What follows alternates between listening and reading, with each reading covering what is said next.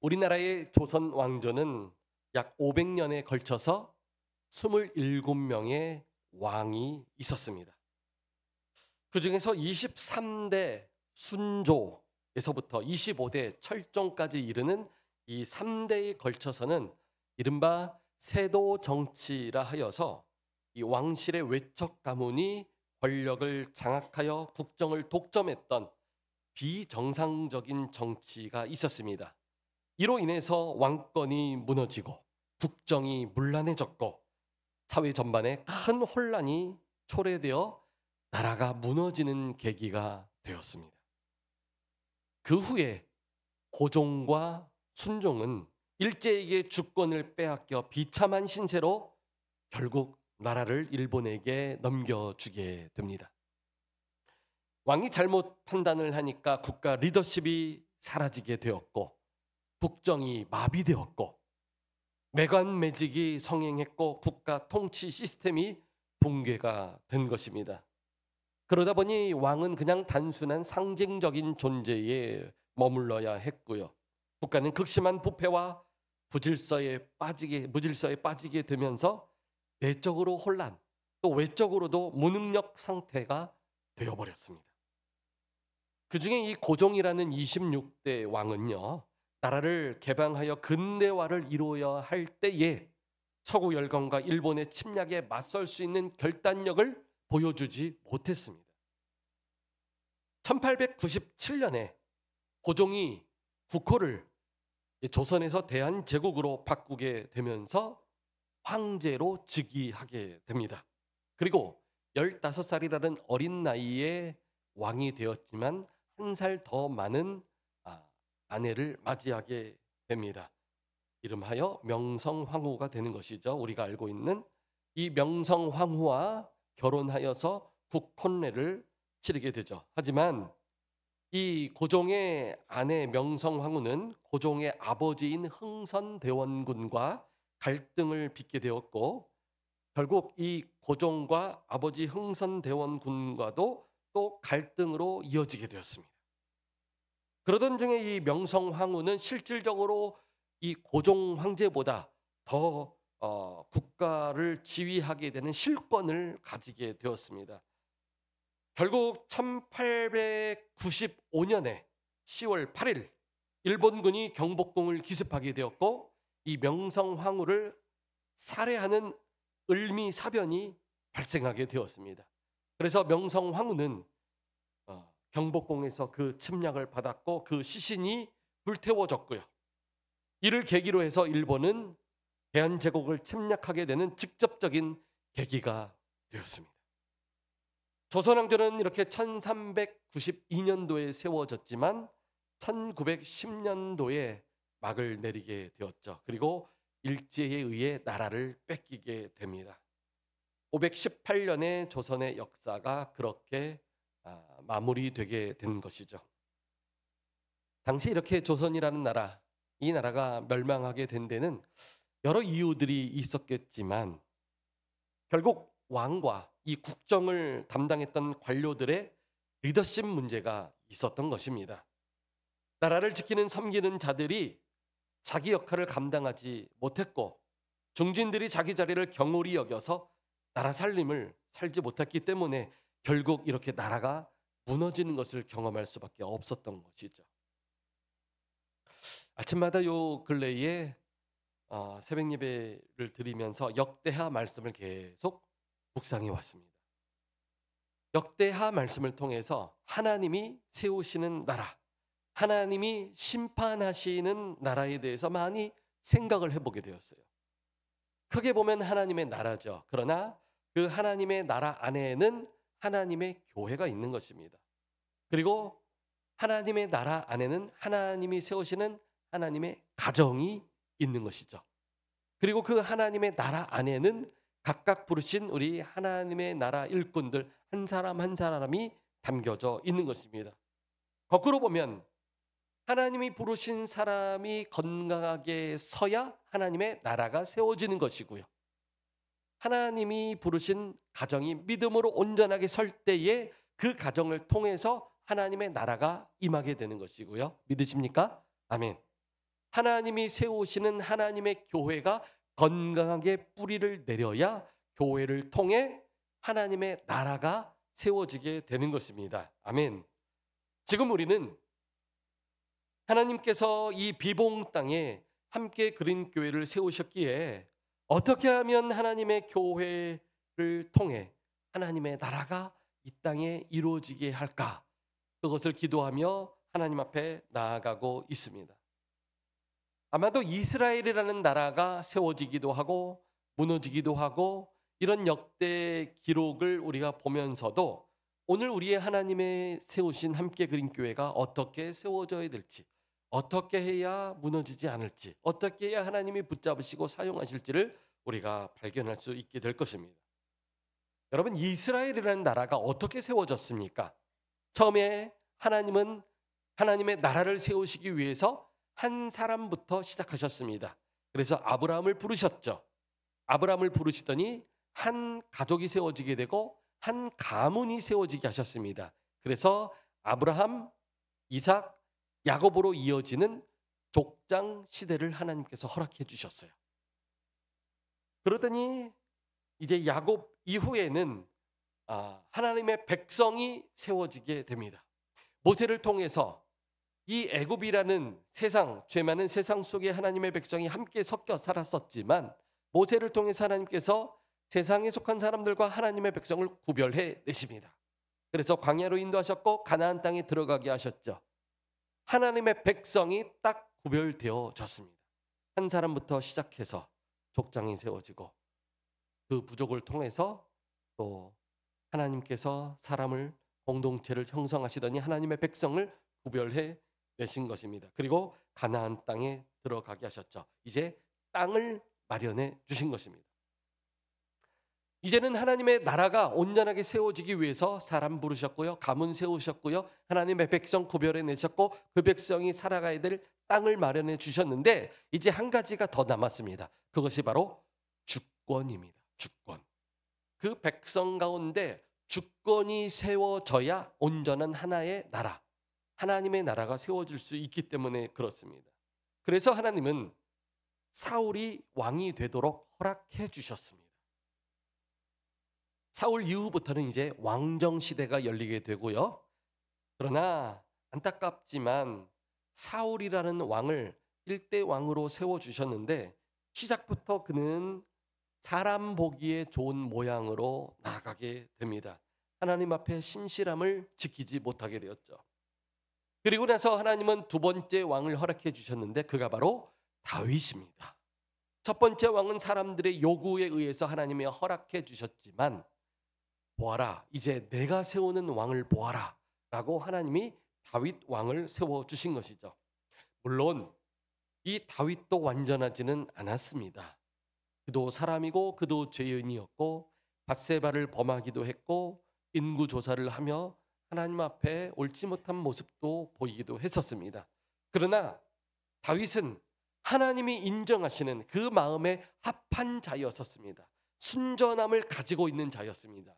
그가 비록 온전치 못하고 죄 가운데 있었을지라도 하나님 말씀 깨닫는 순간 곧바로 그 마음을 하나님께로 드리고 실행에 옮기면서 하나님의 사람으로 세워져 갈 수 있었던 것이죠. 그래서 하나님은 성경에서 다윗을 사용하시되 장차 오실 예수 그리스도를 예표하는 자로 그렇게 다윗을 사용하셨습니다. 하지만 안타깝게도 그 아들 솔로몬이 3대 왕이 되었지만 솔로몬이 시작이 좋았음에도 불구하고 끝까지 하나님을 향한 믿음과 신실함을 지켜내지 못했어요. 후반부에 가면서 교만해지게 되었고 불신앙의 모습이 드러나게 되어서 그로 인해서 결국 이 이스라엘이라는 나라가 남쪽과 북쪽으로 나뉘어지게 되었습니다.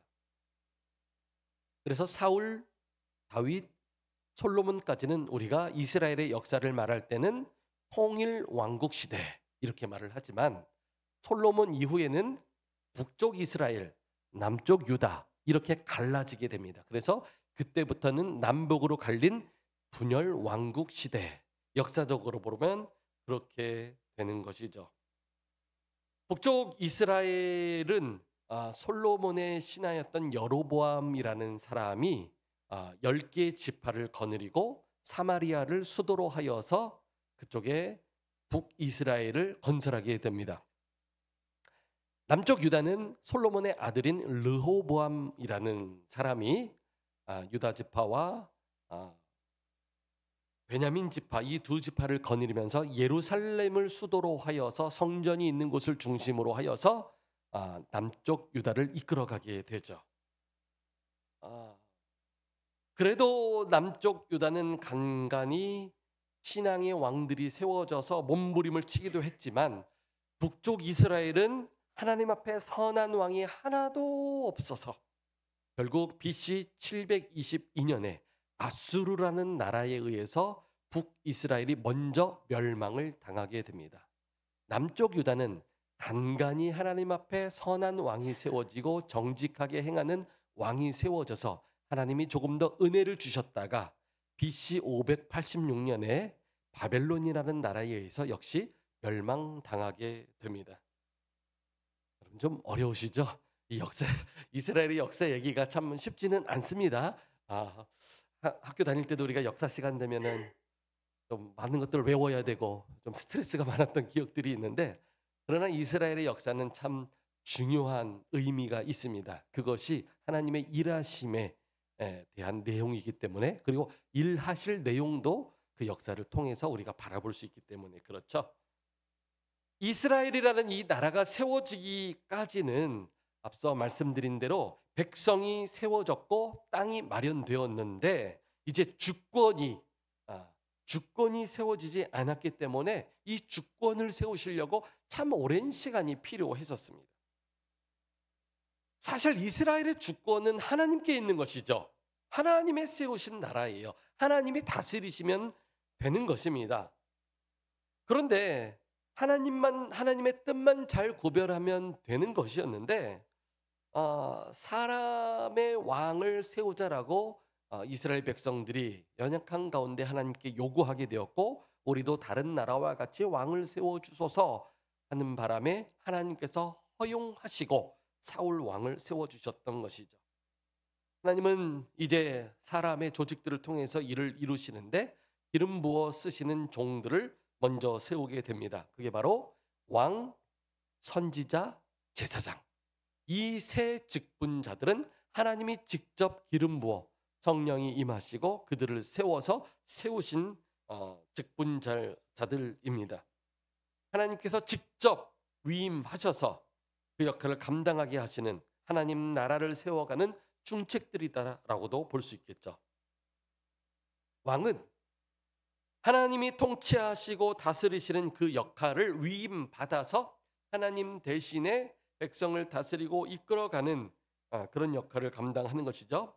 선지자는요, 하나님의 뜻을 먼저 받아서 그 말씀을 가지고 백성들에게 그대로 선포하고 전달하는 역할을 선지자가 감당하는 것입니다. 선지자 사역의 방향은 위에서부터 아래로 향하는 것이었겠죠. 제사장이 있습니다. 제사장은 백성들의 죄를 가지고 하나님께 나아가 죄 문제를 해결하게 해주는 역할을 하는 게 제사장입니다. 제사장의 사역 방향은 땅에서 하늘을 향해 나아가는 방향이라고도 할 수 있겠죠. 이렇게 왕과 선지자와 제사장은 각각 역할은 다르겠지만 하나님이 직접 세우셔서 쓰시려는 사역자들로 세워진 것임을 볼 수 있습니다. 오늘 우리가 읽은 성경은 역대하라는 성경에 기록된 말씀이죠. 북이스라엘은 둘째치고 예루살렘 성전이 있는 남유다, 다윗의 자손으로 오실 그 예수님을 맞아야 하는 그 남유다를 중심으로 어떻게 하나님의 나라가 세워져야 되는지를 역대기서에서 우리에게 보여주고 있습니다. 그중에서 오늘 본문에는 남유다의 16대 왕인 요시야 왕이 등장을 하게 되는 것이죠. 이 요시야 왕은요 8살 때 왕이 됩니다. 8살 때 왕이 되니까 얼마나 어린 나이, 그냥 아이죠. 어린 아이죠. 8살 때 왕이 됩니다. 그러나 그가 하나님 앞에서 믿음으로 나라를 개혁하고 신실하게 하나님의 뜻을 받들어 나라를 회복시킨 그런 아주 위대한 신실한 왕이었던 것을 보게 됩니다. 역대하 35장 18절에 보니까 요시아에 대해서 이렇게 평가를 합니다. 선지자 사무엘 이후로 이스라엘 가운데서 유월절을 이같이 지키지 못하였고, 이스라엘 모든 왕들도 요시아가 제사장들과 레위 사람들과 모인 온 유다 이스라엘 무리와 예루살렘 주민과 함께 지킨 것처럼은 유월절을 지키지 못하였더라. 그러니까 선지자 사무엘 때부터 요시아 때까지는 계속해서 내리막길을 하나님 앞에 예배드리고 믿음으로 세워지는 것이 내리막길을 걷다가 사무엘 선지자 이후로 처음으로 요시아를 통해서 하나님 앞에 유월절을 대대적으로 지킬 수 있게 되었다라고 성경이 평가하는 것이에요. 다윗이 하나님의 신실한 종으로 나라를 이끌 때에 하나님이 세운 선지자였습니다. 사무엘은 그렇게 하나님이 세운 선지자였었습니다. 그런데 안타깝게도 그 사무엘 시대 이후로는 하나님께 드리는 예배가 무너져 왔었던 것이에요. 그리고 남유다의 15대 왕을 거치는 동안 제대로 유월절 제사를 드리지 못해 왔었던 것이죠. 그렇게 방치되다가 요시야 왕이 사무엘 선지자 이후, 그러니까 그렇게 나라가 세워지고 약 450년 동안 하나님 앞에 제대로 된 예배, 제대로 된 믿음의 공동체가 세워지지 못했었던 것이에요. 그런데 오늘 우리가 읽은 본문에서 이 요시야라는 왕이 이제 대대적으로 하나님의 백성, 하나님의 나라를 회복하기 위해 예배를 개혁하고 사역자들을 개혁해 나가게 됩니다. 오늘 우리는 하나님의 나라가 개혁될 때 크게 세 가지의 개혁을 성경에서 말하고 있다라는 것을 발견하게 되죠. 그리고 이렇게 하나님의 나라의 개혁은 곧 교회의 개혁이고 우리 가정의 신앙 개혁이고 우리 각자의 믿음의 개혁인 것으로 연결되기 때문에 우리가 어떻게 이 말씀을 통해서 다시 한 번 더 믿음으로 세워질 수 있는지, 우리 교회가 어떻게 다시 한 번 더 하나님 앞에 사명으로 세워질 수 있는지를 돌아보아야 할 것입니다. 이 말씀 앞에 안에 담긴 중요한 하나님 나라의 개혁 원리가 있습니다. 첫 번째는 바로 왕의 결단입니다. 하나님 나라가 세워지기 위해서는 하나님이 세우신 지도자가 정말 중요해요. 왕과 더불어서 하나님이 직접 임명하시고 그 역할을 위임하신 사역자로는 왕, 선지자, 제사장이 있었죠. 그래서 왕으로는 요시야 왕이 있었고요. 선지자로는 예레미야 선지자가 같이 그 시대에 활동을 했습니다. 그리고 또 한 사람의 선지자가 있으니 여선지자 훌다라고 있었습니다. 훌다 선지자가 같이 활동을 했어요. 그리고 제사장에는 hil기야 대제사장이 있었습니다. 왕, 선지자, 제사장이 이렇게 같이 사역을 하고 있었어요. 그런데 이 세 사역자들이 얼마나 충성스럽게 하나님 앞에 믿음으로 사명을 감당했는지 모릅니다. 그 가운데는 이 요시야라는 8살이라는 어린 나이의 왕이 되었지만 여전히 어리죠. 16살이 되어서 요시야가 영적으로 바로 세워졌다라고 성경이 말을 하고요. 이 요시야 왕이 8살의 왕이 되었지만 20살이 되어서 나라의 우상을 제거하는 등 대대적인 영적 개혁을 이루어가게 됩니다. 그러니까 이 요시야는 나이가 어렸음에도 불구하고 20살이 되어서 하나님의 대리자로 하나님께 위임받은 왕의 역할을 비로소 제대로 감당하게 되었다라는 것이에요. 나이가 어리지만 하나님이 세우시고 하나님이 일하시면 그 직분이 하나님의 권위가 담겨서 일을 하게 되는 것입니다. 요시야가 그렇게 보면 사람 바라보지 않고 환경에 끌려가지 않고 그 중심에 믿음이 있었기 때문에 하나님 믿고 그 직분, 하나님이 맡기신 직분의 사명을 감당했다라는 것을 알 수 있겠죠. 자, 이런 상황에서 대제사장 hil기야가 오랫동안 방치되었던 성전을 수리하기 시작합니다. 정리를 하는데 성전을 수리하던 중에 놀라운 일이 발생합니다. 그 성전에서 모세의 율법책이 발견이 돼요.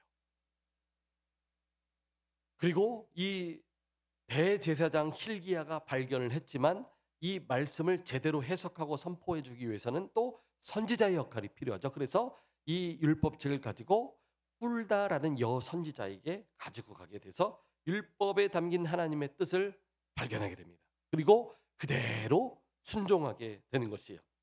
얼마나 아름답고 은혜롭게 하나님께서 위임하신 왕의 직무, 선지자의 직무, 제사장의 직무를 감당하고 있는지를 보게 되고요. 이렇게 하나님이 세운 사람들이 자기의 자리에서 충성되게 섬기다 보니까 하나님의 나라가 회복되는 것을 보게 됩니다. 믿으십니까? 함께 그린 교회에 바로 이 은혜가 있을 수 있기를 축복합니다. 여러분들의 가정에 바로 이 은혜, 영적 원리가 그대로 적용될 수 있기를 축복합니다. 우리 각자 개인에게도 역시 똑같은 원리로 하나님의 붙잡아 주심이 있기를 축복합니다. 아멘. 왕의 결단이 있었기 때문에 가능했던 것이고요. 두 번째로는 레위인의 결단이 있었습니다. 역대하 35장 3절에 보니까 요시야 왕이 레위 사람들에게 법궤를 성전에 그대로 두고 다시는 어깨에 매지 말고 하나님과 백성을 섬기라라고 말을 합니다. 전에 성전이 온전히 세워지지 않았을 때는 자꾸 옮겨 다녀야 했었어요. 그래서 레위인들이 성전을 또 세우고 거두고 옮기고 또 세우고 이런 역할들을 레위인들이 감당을 했었던 것이죠. 그래서 법궤를 옮길 때에는 레위인들이 어깨에 메고 법궤를 옮겨 그렇게 다녔었습니다. 그런데 이제는 솔로몬을 통해서 성전이 건축되었어요.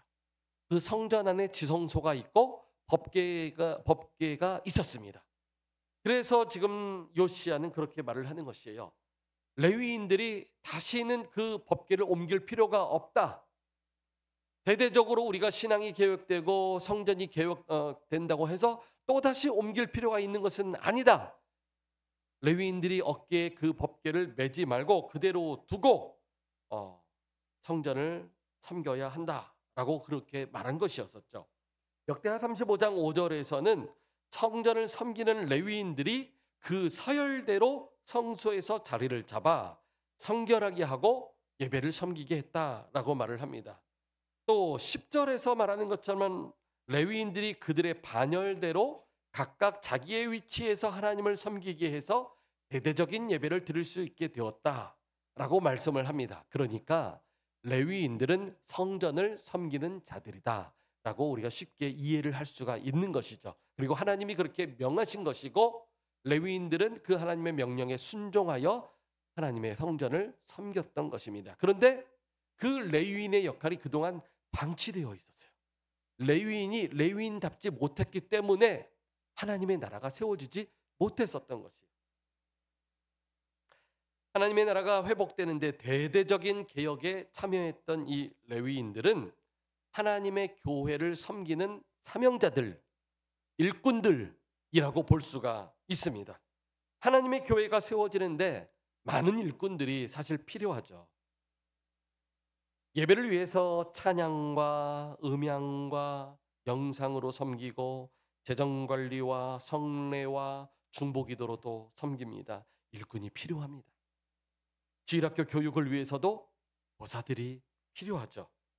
또 주방과 시설 관리와 새가족을 섬기기 위한 일꾼들도 필요합니다. 이 모든 일꾼들이 오늘날 교회에서 레위인과 같은 사람들이 하나님 앞에 부름받은 이 레위인들의 결단, 이 레위인들의 결단 없이는 결코 하나님의 나라가 세워질 수 없습니다. 왕의 헌신만으로 세워질 수 없기 때문에 그렇습니다. 하나님의 교회가 세워질 때도 마찬가지입니다. 여러 가지 섬김의 그 일꾼들이 세워져야 하나님 앞에 온전한 교회로 세워질 수 있는 것입니다. 주의 영광을 위해 믿음으로 섬기며 충성된 일꾼으로 나갈 때 하나님은 그 사람들을 통하여서 하나님의 나라가 임하도록 역사하여 주시는 줄 믿습니다. 아멘. 특별히 레위인들 중에는 오늘 본문의 마지막 절에 보니까 찬양하는 자들이 언급되고 있습니다. 본문의 15절 말씀을 한번 보시겠어요? 아삽의 자손 노래하는 자들은 다윗과 아삽과 헤만과 왕의 선견자 여두둔이 명령한 대로 자기 처소에 있고 문지기들도 있고 직무를 지켰다 이렇게 말을 하고 있습니다. 찬양하는 자들, 음악 감독자들이 세워졌고요. 성전이 세워지는 곳에는 항상 찬양하는 자들이 따로 특별히 하나님의 성전을 섬기고, 심지어 다윗 시대는 24시간 찬양이 끊이지 않도록 그렇게 세워져서 사용된 것을 보게 됩니다. 그만큼 하나님을 예배하는 직접적인 도구가 되는 것이 찬양 아니겠습니까? 그래서 반드시 하나님 앞에 예배가 세워질 때는 찬양이 세워지는 것이, 그래서 저는 기도합니다.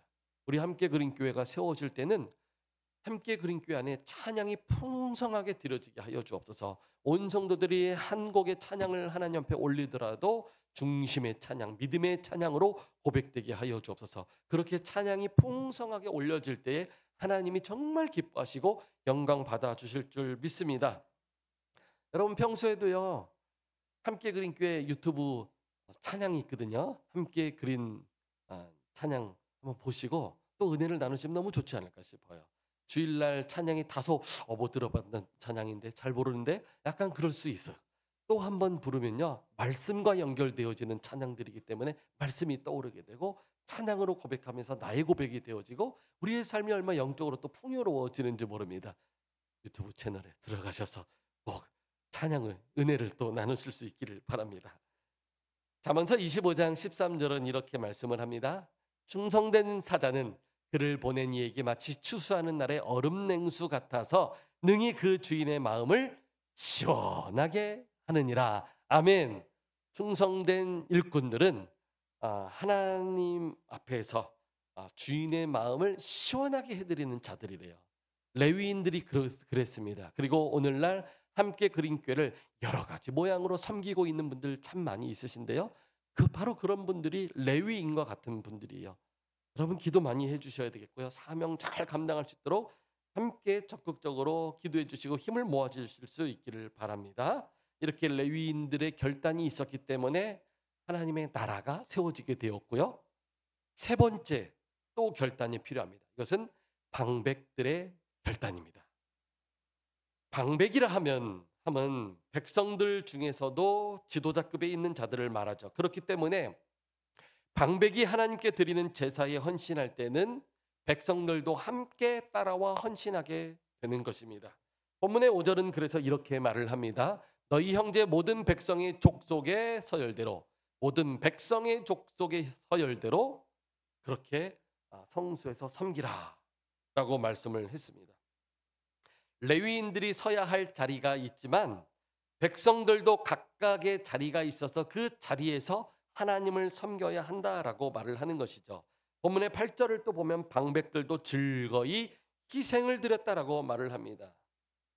원래 하나님의 백성은 예배할 때가 가장 완전한 자리예요. 그래서 예배할 때 가장 우리의 정서도 안정감을 누리고 또 우리의 영혼도 가장 온전하게 세워질 수 있고 우리의 육신도 역시 마찬가지로 예배할 때에 하나님을 회복시켜 주시는 것이, 이것이 원래 맞는 것이에요. 그런데 세상이 워낙 죄된 세상이고 그 죄라는 세력이 날마다 우리가 치열하게 싸우다 보니까 때로 예배 드리면서 우리가 피곤함도 느끼고 예배 드리다가도 또 딴 생각이 나고 걱정과 염려에 사로잡히기도 합니다. 워낙 죄된 세상입니다. 그러나 우리는 계속해서 예배를 통해서 원래 예배 드려야 하는 백성, 예배 자리를 회복해야 되는 백성인 것을 알고 이 예배의 자리가 사명의 자리라는 것을 깨닫고 믿으시고 결단하실 수 있기를 바랍니다. 이 예배의 자리 어떤 것으로도 타협하지 말고 믿음으로 지켜나가셔야 돼요. 오늘 이 자리에도 어렵지만 이 예배의 자리 회복하려고 믿음으로 결단하여 나오신 성도들이 있으세요. 참 쉽지 않았지만 하나님께서 기뻐 받으실 것이고 분명히 우리의 이런 결단 통해서 우리의 삶을 하나님께서 책임져 주실 줄 믿습니다. 아멘. 하나님께 예배하는 자들, 그 예배자들이 자기 자리를 회복해야 됩니다. 그래야 하나님의 나라가 세워지는 것입니다. 오늘 말씀은 왕과 방백들과 제사장들과 레위 사람들이 서로 섬기며 헌신할 때에 하나님의 나라가 그곳에 임한다라는 것을 봅니다. 우리 가정으로 또 좁혀볼까요? 하나님이 세우신 믿음의 가장이 있을 것입니다.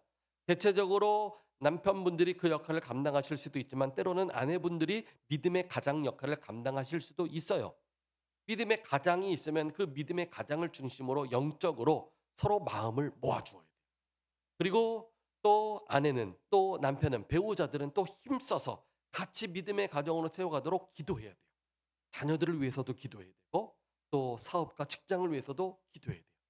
또 레위인들과 같이 그런 역할을 맡았다면, 가정 안에서 믿음으로 또 자녀들에게 본을 보이기 위해서 어떤 역할들을 맡았다면 그 역할들도 잘 감당할 때에 하나님이 붙잡아 주시는 가정으로 세워지게 될 것입니다. 우리의 자녀들이 방백과 같이 또 백성들과 같이 자기의 자리를 잡아야 되는데, 그것은 부모가 보여주는 대로 아이들은 따라가게 될 것이에요. 그래서 부모가 또 자녀와 더불어서 믿음의 공동체로 세워지는 것이 얼마나 중요한지 모릅니다. 교회도 마찬가지, 가정도 마찬가지. 그래서 그곳에 바로 하나님의 나라가 임해야 될 줄로 믿습니다. 함께 그린교회 모든 성도들이 하나님 앞에 드리는 이 예배, 영광스러운 예배로 함께 섬겨 나갈 때에 하나님이 기뻐 받아 주실 줄 믿습니다.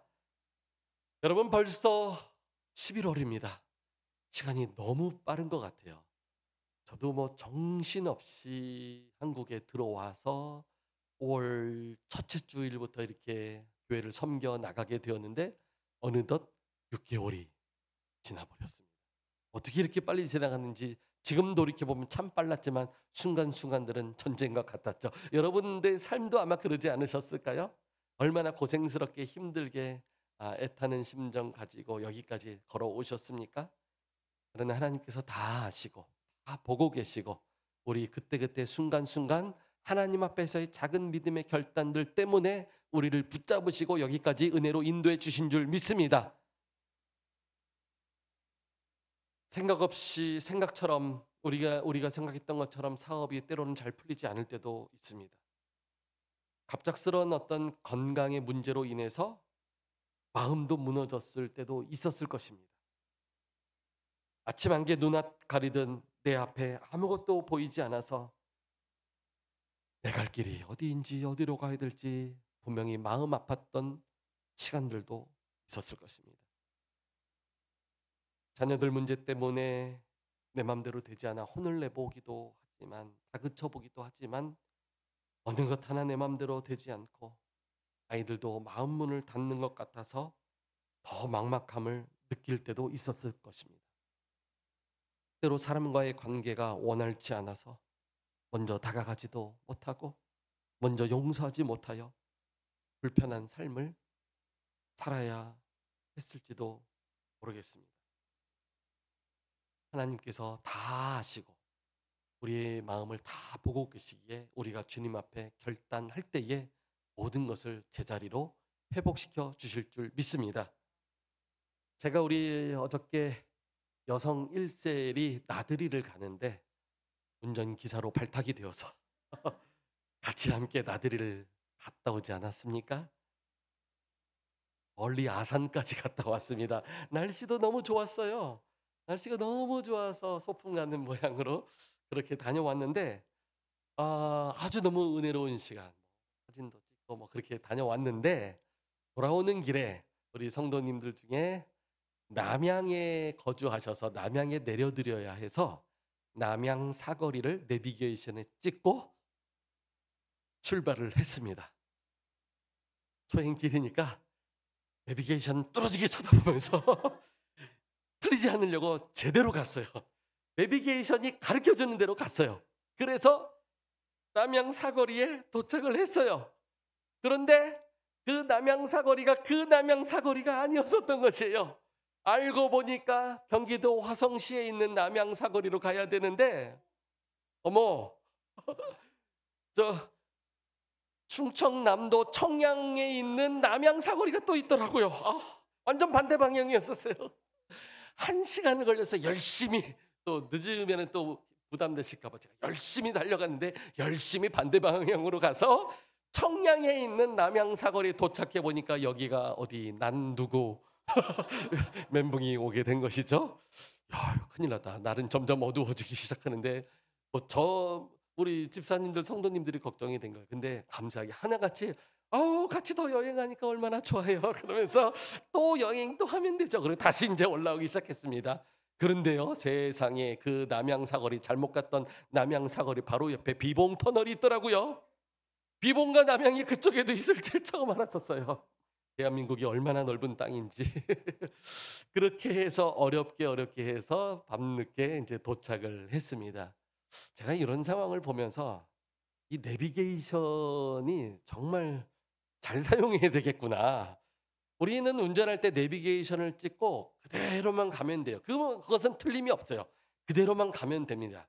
근데 내비게이션을 찍고 가는 것보다 더 중요한 게 바른 목적지를 알고 가야 된다.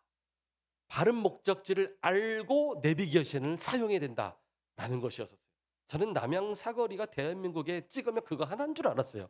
그랬더니 그게 아니었더라고요. 제가 바른 목적지를 제대로 확인하지 못했었던 것이죠. 여러분 혹시 우리의 인생이 그러지 않을까요? 우리는 열심히 달려간다, 실수하지 않고 최선을 다한다라고 생각하며 최선을 다해 열심히 달려가지만 방향 설정이 잘못되어서 반대 방향으로 혹시 가고 있는 그런 삶은 없었을까요? 또다시 그 길을 돌아와서 가려면 얼마나 많은 수고와 에너지가 필요할까요? 목적지를 바로 알아야 됩니다. 이것은 내가 계획하는 것이 되는 것이 아니라 하나님께서 말씀하시는 말씀을 붙잡을 때 그 안에 그 목적지가 바로 깨달아지게 되는 줄 믿습니다. 한번 우리 여러분 자리에서 일어나셔서 함께 찬양하기를 원하는데요. 우리의 인생의 목적은 하나님을 영화롭게 하는 것입니다. 그를 영원토록 즐거워하는 것입니다. 믿으십니까? 그게 원래 하나님의 백성들이 있어야 할 자리예요. 오늘 예배하러 오신 여러분 모두를 축복하고 하나님께서 부르셨기에 예배에 또 참여하고 이 말씀들을 붙잡으면서 인생의 방향이 하나님께 있음을 고백하고 내 힘으로 아둥바둥 열심히 살아왔으나 하나님이 기뻐하시는 방향을 제대로 주님 알게 하여 주옵소서. 그 나라를 사모하는 마음으로 먼저 세워지게 하여 주옵소서. 그런 믿음으로 결단하실 수 있길 바랍니다. 하나님께서 우리가 오늘 안고 고민하고 있는 모든 연약한 것들 다 보고 계시고 다 원래의 자리로 회복시켜 주실 줄 믿습니다. 우리 이 찬양으로 같이 함께 주님의 완전함을 찬양하고 그 나라를 고백할 수 있으면 좋겠습니다.